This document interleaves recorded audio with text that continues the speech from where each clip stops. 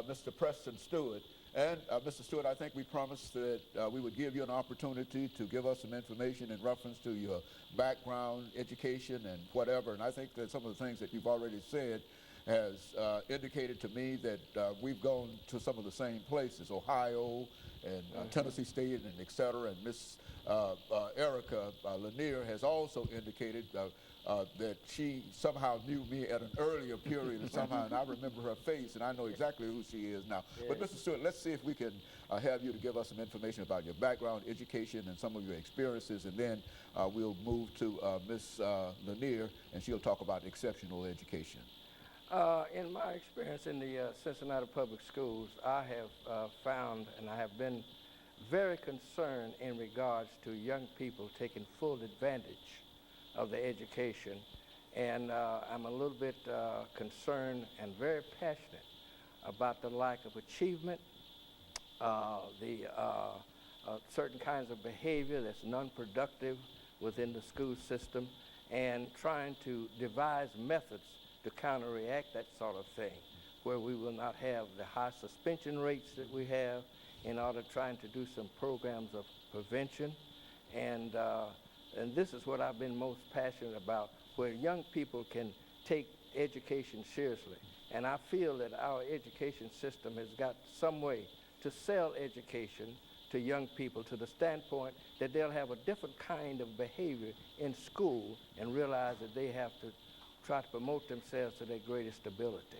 In other words, Mr. Lanier, we should move toward what you consider to be what exception in education, exceptional education. Talk about that for a while for us.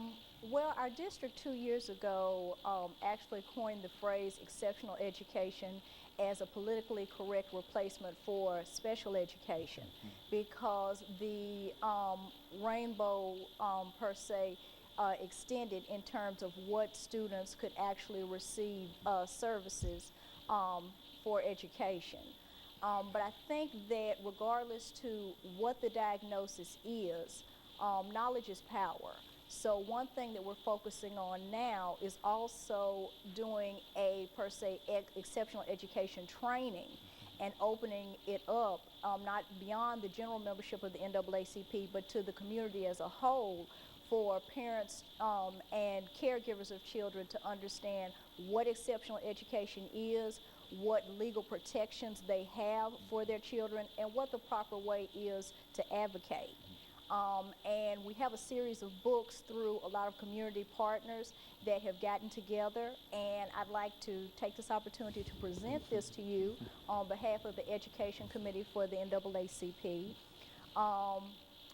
But I think our biggest thing is each one teach one, so that there's always someone there to continue the fight for our students, because sadly, as Mr. Stewart said, if we don't reach them now, they will end up in the penal system later. And so the NAACP is doing quite a bit in terms of education. As a matter of fact, we've had a number of other people from that same committee. Now, what about parental involvement in education as far as the NAACP is concerned? Well, definitely, parental involvement is definitely important, Dr. Haney. That's the starting point, because when you birth a child into the world, you should naturally teach and train your child. One thing I like about what Mr. Stewart talks about, he talks in terms of character education, and it relates as to how a child acts at the home in their environment away from the school, as opposed to how they should act within the school system, and that training should be provided. Of course, he can elaborate even further on that particular method, because he's actually taught it himself, so of course he knows more about that than I do. Well, we call that character education. Is that right, Mr. Stewart? Yes. Well, explain that to us. You've got about 2 minutes. Well, it's wherein that you get young people to buy into being honest, being diligent. And I don't see evidence of that in the school setting. We have to realize that children come from different worlds in the community.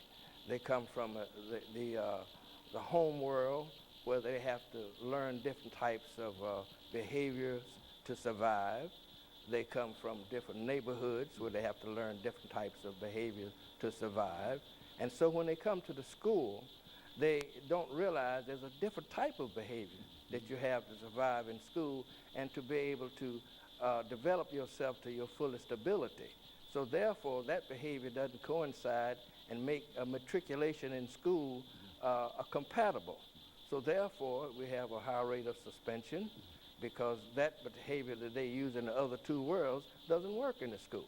So we've got to sell a in-school type of behavior so that the child can proceed in a way that he can achieve like he should. And I think that's the reason why our achievement scores are low. This is why we're having now the Common Core debate as to whether we should do that or not. If students buy into education and you connect it to the economics of them, every student, even though we got 75% of them that are disadvantaged, the more disadvantaged a student is, the more he's inclined to realize that almighty dollar. They must be told and preached to and uplift and inspired in school to the standpoint that they buy into education, to the standpoint that they do their very best. And so therefore, we, as far as the character education, we can use those particular personality qualities: honesty, compassion, kindness. You are tomorrow's America. Our young people have to realize that each one of us are going to retire. Some young person is going to take everybody's place, all the lawyers, all the doctors, all the nurses, and make them aware that they are tomorrow's America, and that the way that they take an attitude in school as far as how their behavior is determines directly and proportional how successful they're going to be as adults.